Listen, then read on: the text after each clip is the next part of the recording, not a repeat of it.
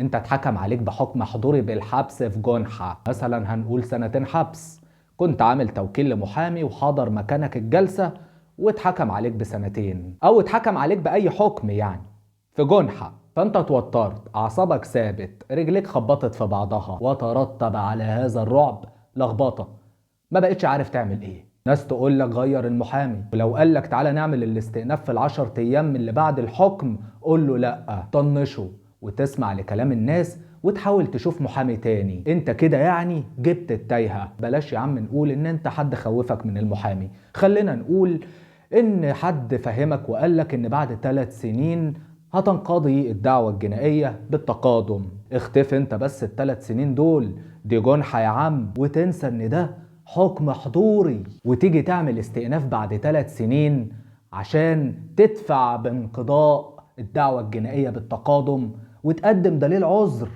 اي دليل عذر بقى، ان انت معرفتش تعمل الاستئناف في ال10 ايام اللي بعد الحكم، لان انت بتسمع يا عيني ان الجنح يا دام لسه فيها اجراءات بتنقضي الدعوة الجنائية بعد 3 سنين.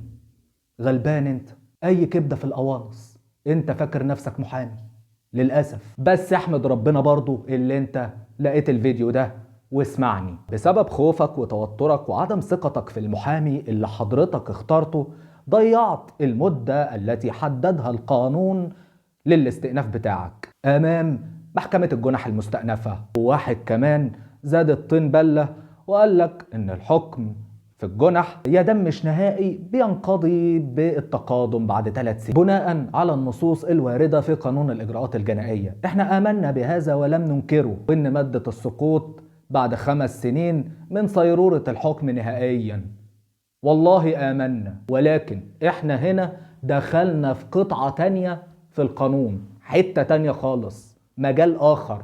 احنا هنا وقعنا في مغالطة كبيرة. انت استغليت اجراء من قانون الاجراءات الجنائية عشان تقدم لي عذر بتغيبك عن المدة القانونية اللي حددها المشرع بال10 ايام بعد الحكم عشان تقدر تعمل الاستئناف بتاعك. حقك نص اجرائي قانوني من قانون الاجراءات الجنائية، ولكن انا كسلطة عامة برضه حطيت لك اجراء في قانون الاجراءات الجنائية عشان احدد لك المدة اللي هي ال10 ايام عشان تعمل الاستئناف بتاعك. احنا الاتنين دلوقتي استغلينا اجراءين من قانون الاجراءات الجنائية، كل واحد فينا عارف الغاية منه، نتمنى ذلك طبعا. انت كمتهم الغاية بتاعتك شريفة ونبيلة، عايز تتعاد محاكمتك تاني عشان نفسك تاخد براءة ونعيد يعني النظر في موضوع الدعوة. وانا كسلطة عامة الغرض من الاجراء اللي انا وضعته في قانون الاجراءات الجنائية اديتك 10 ايام عشان تعمل لي فيهم استئناف،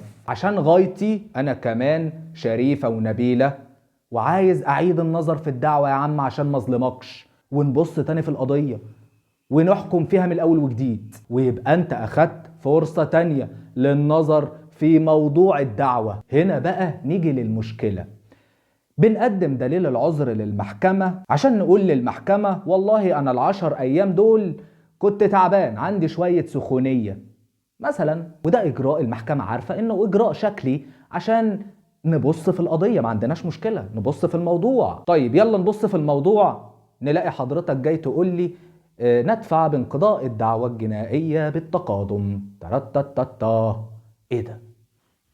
ايه اللي بيحصل ده؟ يعني المحكمة عايزة تنظر في الموضوع مرة تانية عشان ما تظلمكش، وانت جاي تقول لها لا لا لا مش هتنظري في الموضوع.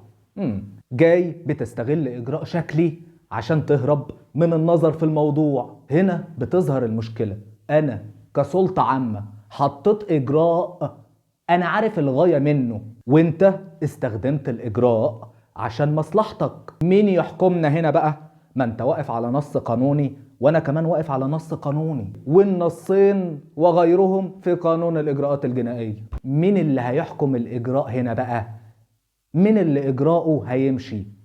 مين اللي بالبلدي كلمته هتمشي؟ هنا بنستند جميعا لقانون تاني اخر، وهو قانون المرافعات. انت جاي عايز تاخد انقضاء بمضي المدة اللي هم ال3 سنين، وقدمت دليل عذر، وهذا إجراء صحيح هو الآخر، ولكن المادة 20 من قانون المرافعات هنا بتقولك إن الإجراء اللي هيشوبه عيب عشان يحقق الغرض أو الغاية بتاعته بيبطل.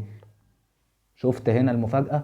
طب إيه العيب اللي هنا في الإجراء؟ إنك استغليت الإجراء في غير الغاية التي أقرها القانون. الغاية بتاعتك من تقديمك دليل العذر هو إعادة شكل الدعوة قبل الحكم والنظر في الموضوع تاني.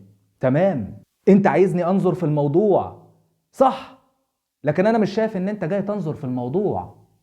فاهم الحتة فين؟ ولكن انت استغلت الاجراء عشان تدفع بمضي المدة بالتقادم. اذا انت غيرت الغاية من الاجراء. نيجي نشوف السلطة العامة، الغاية من الاجراء بتاعها ان هي عملت لك استئناف في فترة زمنية وحددتها ب10 ايام. هل تحققت الغاية من هذا الاجراء ان احنا نبص تاني في الدعوة ونعيد الحكم فيها تاني؟ هل الغاية هنا تحققت؟ لا. إذن المحكمة هنا بتستند لنص المادة 20 من قانون المرافعات، واللي بتقول يكون الإجراء باطلا إذا نص القانون على بطلانه أو شابه عيب لم تحقق بسبب العيب ده الغاية من الإجراء، ولا يحكم بالبطلان رغم النص عليه إذا تحققت الغاية من الإجراء. يا رب تكون المعلومة مفيدة. كان معاكم عبد الرحمن الدش المحامي. اتفضل.